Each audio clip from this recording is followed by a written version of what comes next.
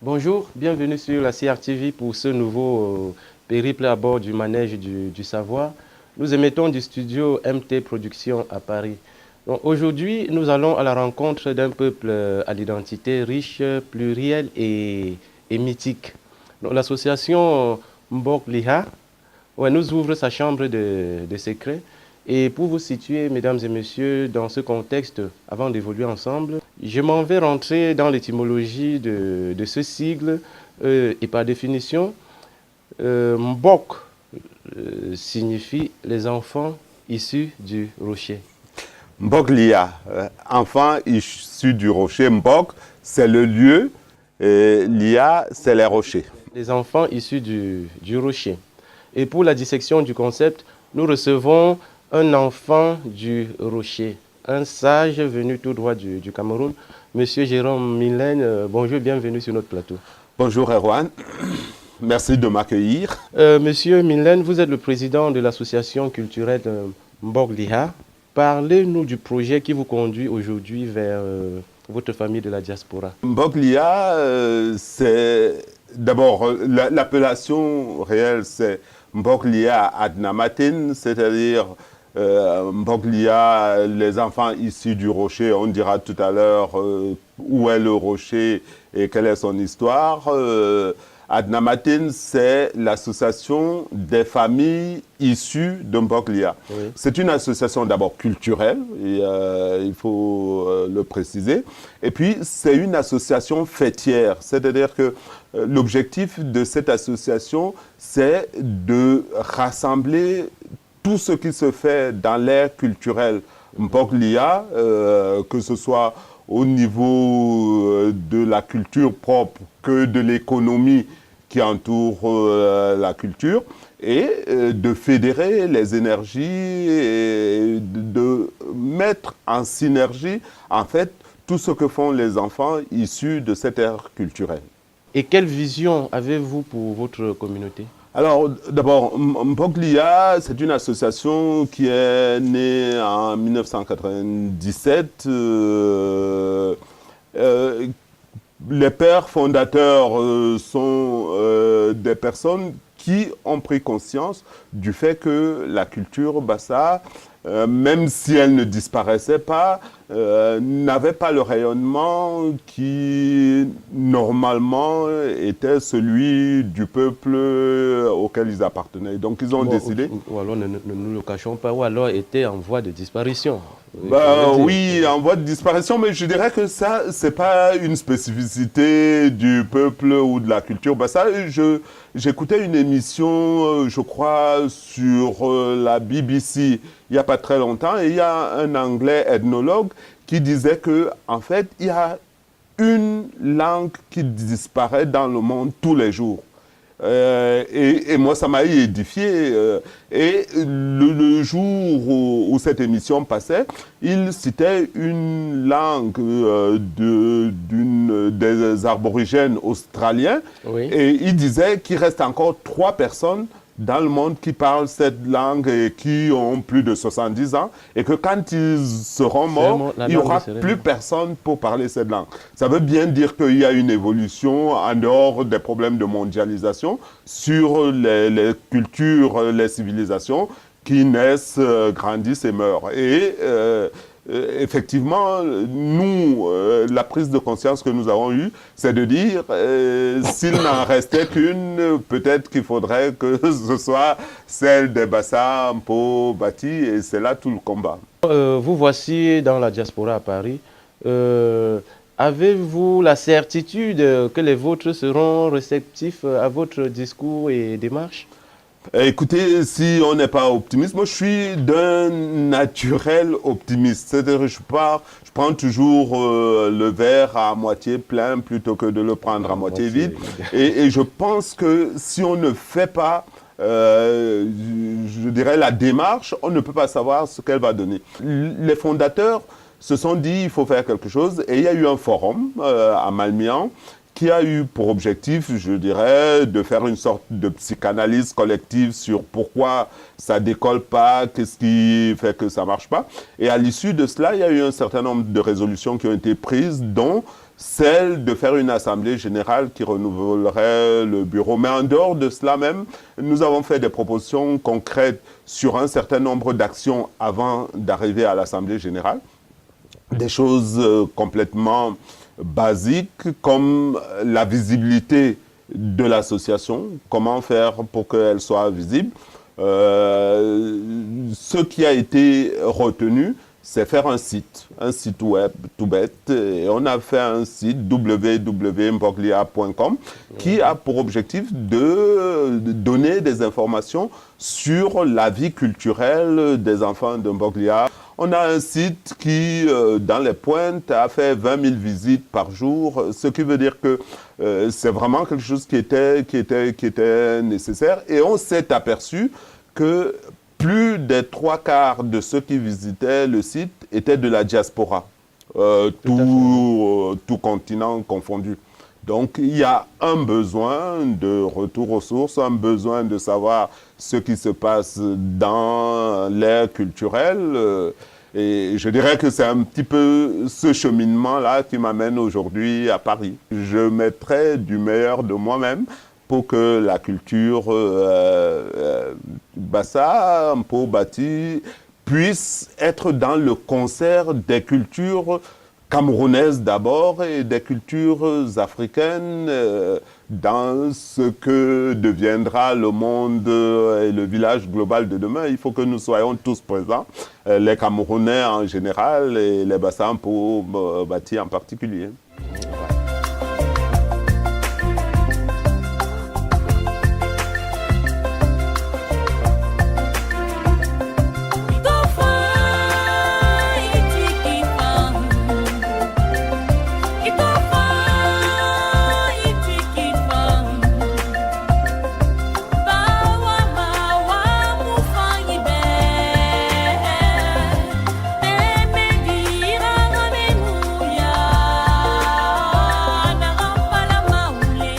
Alors, aujourd'hui, que pouvez-vous retenir de la réunion de Monsieur le Président avec la diaspora Mboglia? Que les propositions qui ont été faites ici soient prises en compte par le bureau exécutif et que des résolutions concrètes soient prises, allant dans le sens justement de la mise en application de ce qui s'est dit ici. Je pense qu'on pourrait aller dans le bon sens en s'appuyant éventuellement sur des piliers quand même qui sont d'abord le premier, c'est qui est-ce que nous sommes. Parce qu'à partir du moment où on saura qui nous sommes, on saura éventuellement vers où on va. Tout le monde a un bac plus 9 chez les Bassa et c'est très décevant. Voilà. Donc moi ce que j'attends vraiment c'est qu'on passe à l'action. Les projets il y en a, oui, les belles paroles il y en a, mais nous ce qu'on veut c'est vraiment travailler. Mais le monde d'aujourd'hui, le Cameroun d'aujourd'hui, a besoin que les peuples soient instruits à autre chose, surtout nous les jeunes Bassa. Quelle est l'orientation que nous faisons de notre peuple? Comment nous voulons le construire? Voilà. C'est un message d'unité quand même qui est qui a été véhiculé, un message d'humilité, aussi de simplicité, pour que le peuple bassa puisse être quand même réuni. Donc on espère que le message passera et que, bon, pour une fois, il y aura des actions concrètes. Je suis là ce soir parce que c'est un grand événement pour moi. Étant donné que je suis une femme culturelle, j'ai toujours proposé et je pense que la solution pour nous, Africains, c'est de renouer avec la tradition. Savoir qui nous sommes pour aller de l'avant. Et en 1997, nous nous sommes intégrés au Mborla parce qu'ils sont déjà venus ici avec M. Mpuma. Nous sommes très heureux aujourd'hui que Mborla revienne en France. Et comme ça, nous allons renouer les relations entre le pays et nous parce que nos enfants ici ne connaissent pas trop notre culture. C'est une nouvelle dynamique. Mborlia, je connais depuis. Bon, maintenant, la nouvelle dynamique arrive. Comme dans toute structure, il y a un nouveau qui arrive. Il faut lui apporter une présence, il faut lui apporter des conseils, il faut lui apporter un certain nombre de doléances. Maintenant, on va suivre sa politique. Comment elle va aboutir, à quoi elle va aboutir, qu'est-ce qu'elle va présenter, dont le message a été très très bien reçu. On pense que la dynamique est là. Maintenant, comment elle va s'appliquer sur le terrain, comme on dit en anglais, wait and see. Bon, dites-nous maintenant, Monsieur le Président, que réservez-vous au petit-fils Mborlia, né dans la diaspora et dont les préoccupations aujourd'hui seraient peut-être ailleurs? C'est une véritable préoccupation. Moi-même, j'ai des enfants qui sont nés dans la diaspora et qui, à l'heure actuelle, sont aux quatre coins du monde. Et il y a manifestement une volonté des jeunes de la diaspora de pouvoir voir le monde tel qu'il est aujourd'hui, c'est-à-dire un monde sans frontières, etc. Mais en même temps, c'est des jeunes qui ont envie d'avoir une identité culturelle, parce qu'on dit que quand on ne sait pas d'où on vient, on ne sait pas où l'on va. Donc je pense qu'il y a cette dualité-là de la projection vers l'avenir, en même temps en ayant des ressources. Il y a un dicton bassa qui dit que c'est-à-dire que la force de la souris vient de sa queue.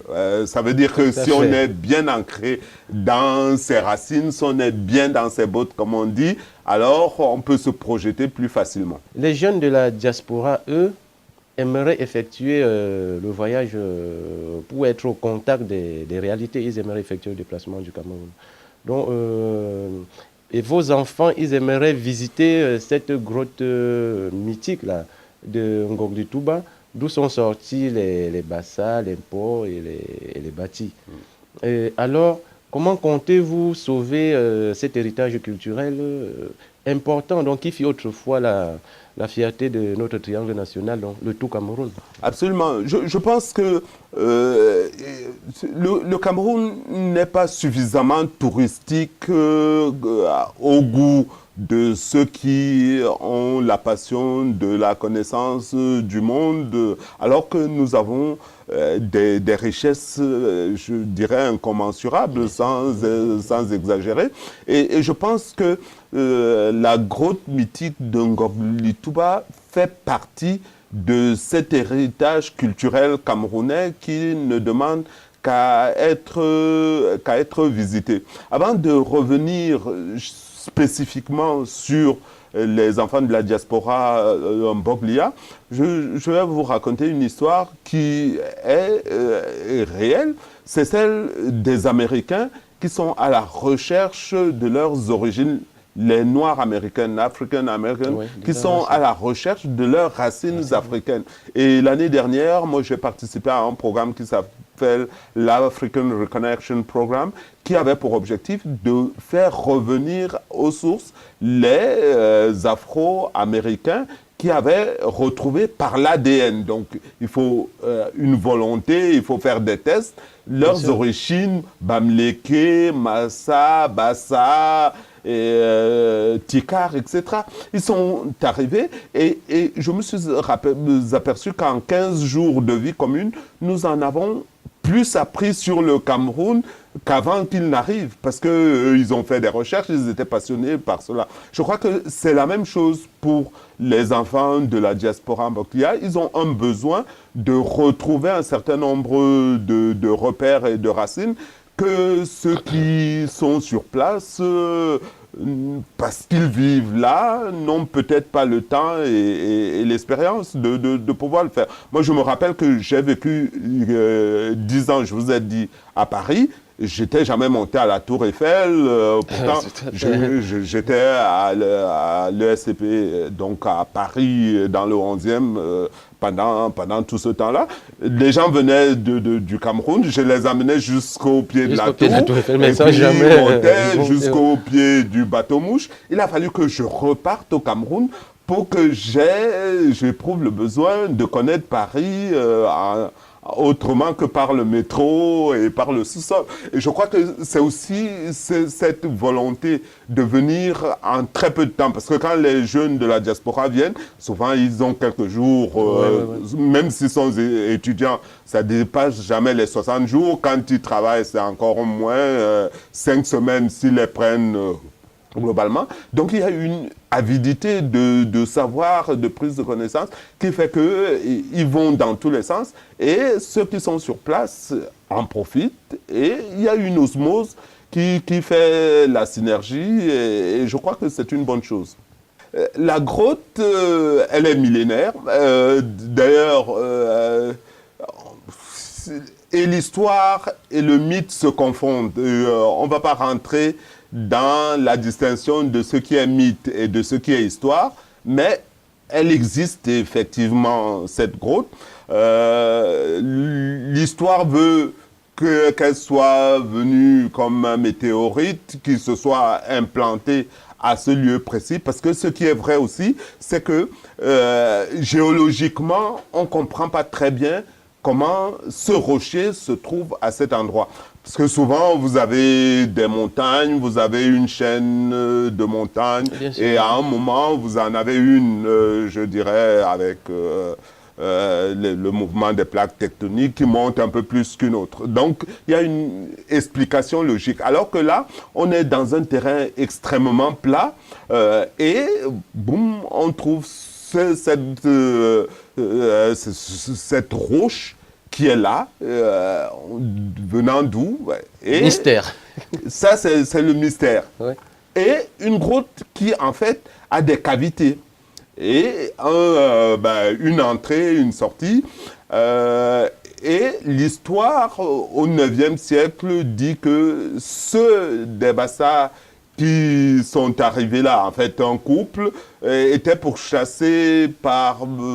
alors, on ne sait pas si c'est les Tikars, en fait, c'est les Sahéliens.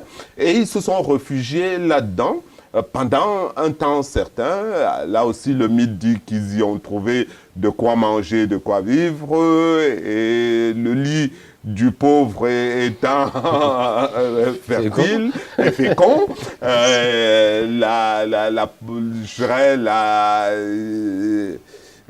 les enfants sont arrivés et aujourd'hui, on a toute cette grande population qui couvre une bonne partie du sud du Cameroun. En fait, on est sur 3 voire 4 provinces.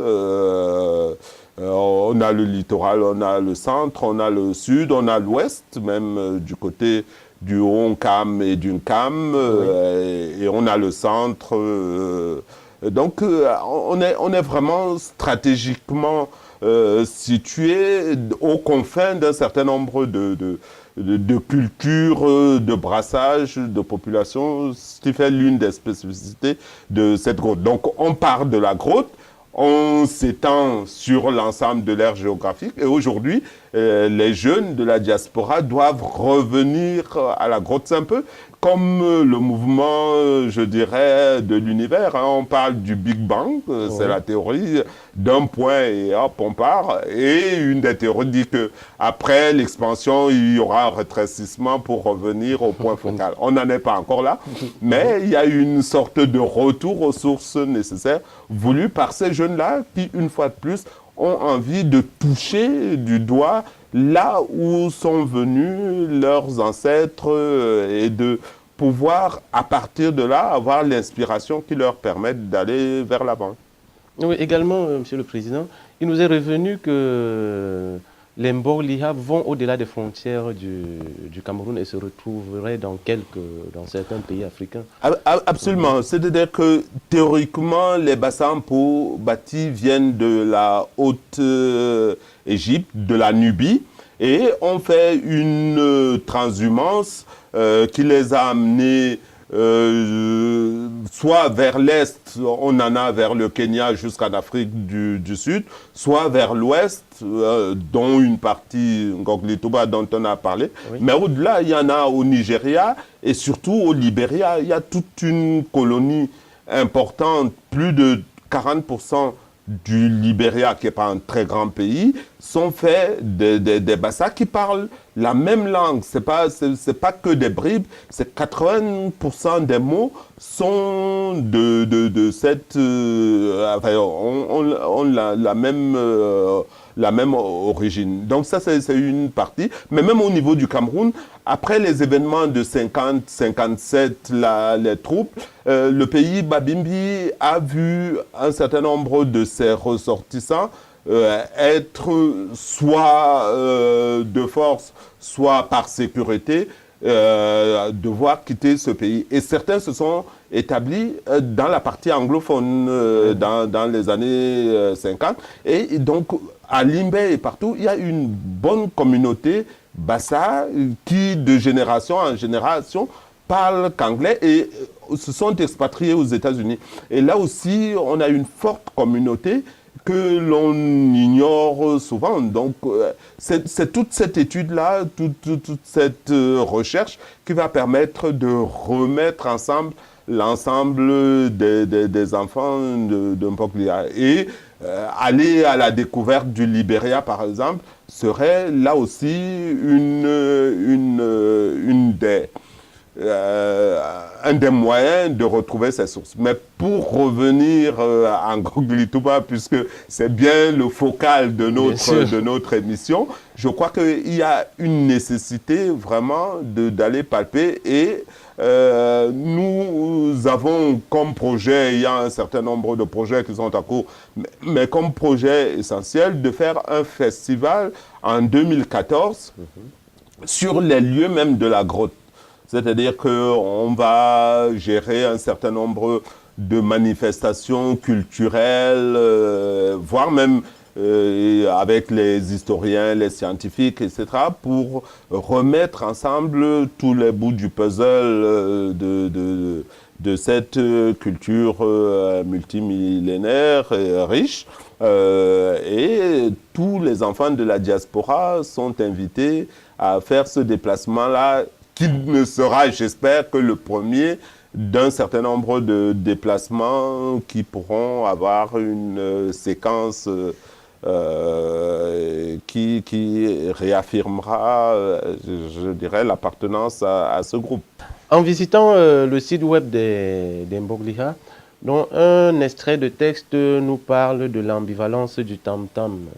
Et je cite, « Le tam-tam a faune où tout le monde sait, ou plutôt croit savoir, mais personne n'a rien entendu et par conséquent ne commente ce qui n'a pas été dit dans les cercles initiés. » Fin de citation.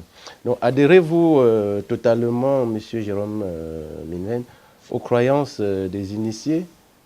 Et ce, Monsieur le Président, commentez-nous cette ambivalence du tam-tam.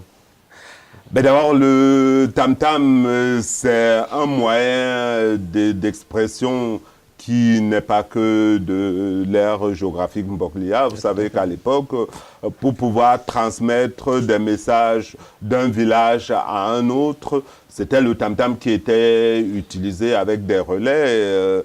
D'ailleurs, nos jeunes, à l'heure actuelle, utilisent le tam-tam au tatou pour essayer de se repérer les uns et les autres. C'est un moyen de communication qui a toujours permis aux uns et aux autres de se comprendre. C'est par là qu'on transmettait les deuils, qu'on transmettait les messages de joie et de peine. Et il y avait une certaine codification de ces messages-là.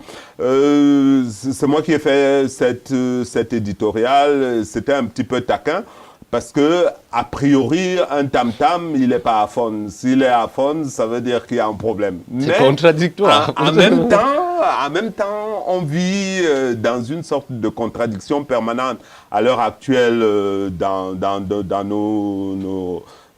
nos cultures. C'est-à-dire que on n'arrive pas à exprimer, on fait de l'autocensure sur nos moyens d'expression normal. On a peur d'affirmer notre identité et du coup, on a un langage qui est plus ou moins compréhensible par les uns et les autres. Alors, l'aspect initiatique est réel. Moi, je suis fils de Mbombok, c'est-à-dire fils de patriarche, encore que le terme de patriarche ne recouvre pas totalement la notion de Mbombok dans la façon dont notre peuple est constitué.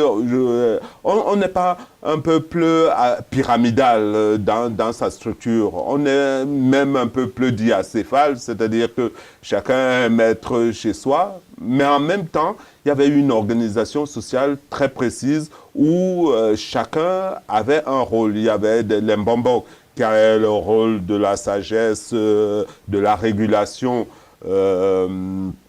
sociale. Il y avait un rôle de justiciable qui était lingué. Il y avait un rôle de médecine même, et médecine pas seulement du corps mais de l'âme. Et tout cela se mouvait dans une synergie et dans une espèce je dirais, de quiétude globale qui faisait que tout ça avançait avec une certaine harmonie. À l'heure actuelle, il y a une déstructuration un petit peu de tout cet espace-là, et c'est ce qu'il faudrait retrouver. Donc l'ambivalence du tam-tam, c'est est-ce qu'il faut tout exprimer? Est-ce qu'il faut revenir à un certain nombre de codes secrets qui permettaient cette stabilisation de la société? Parce qu'en même temps, quand on croit tout savoir, en règle générale, on ne sait pas grand-chose. Monsieur le Président, dites-nous, quelle émergence culturelle des Mbok-Liha alors pour le Cameroun de 2035? Ben écoutez, d'abord, c'est d'être ancré profondément dans la culture nationale. Je pense que nous sommes des Camerounais à part entière, pas entièrement à part, et nous avons, comme toutes les autres composantes du Cameroun, notre pierre à apporter dans ce Cameroun dont nous espérons tous l'émergence en 2035. Et je crois que c'est maintenant que les jeunes qui ont... Parce que nous, en 2035, on sera, si on y est encore, ce que j'espère pour nous tous, on ne sera plus en mesure de se projeter autrement. C'est les jeunes à l'heure actuelle, donc de la diaspora, qui vont faire le Cameroun de 2035. Et moi, je crois que nous tous, on devrait vivre comme et penser comme si on ne mourra jamais, mais vivre comme si on mourra demain, pour que dès aujourd'hui, on puisse faire tout ce qui est possible pour que les lendemains soient enchantés pour tous les jeunes de Mbok-Liha, que ce soit ceux de la diaspora pour lesquels je me suis déplacé, que ceux qui sont sur place. Oui, tout à fait. Avez-vous une dernière préoccupation, Monsieur le Président? Ben, ma préoccupation, c'est que tous les jeunes de la diaspora, et les moins jeunes aussi, parce que je n'ai pas mis d'âge à la jeunesse, d'ailleurs on peut être très jeune d'esprit, puissent adhérer à ce mouvement que j'espère profond et durable. Merci, Monsieur le Président. C'est moi qui vous remercie de m'avoir reçu. Mesdames et messieurs, c'était Manège du Savoir, une collaboration de la CRTV d'avec MT Productions à Paris, représentée par Madame Fleur Devaux. Au revoir et à bientôt.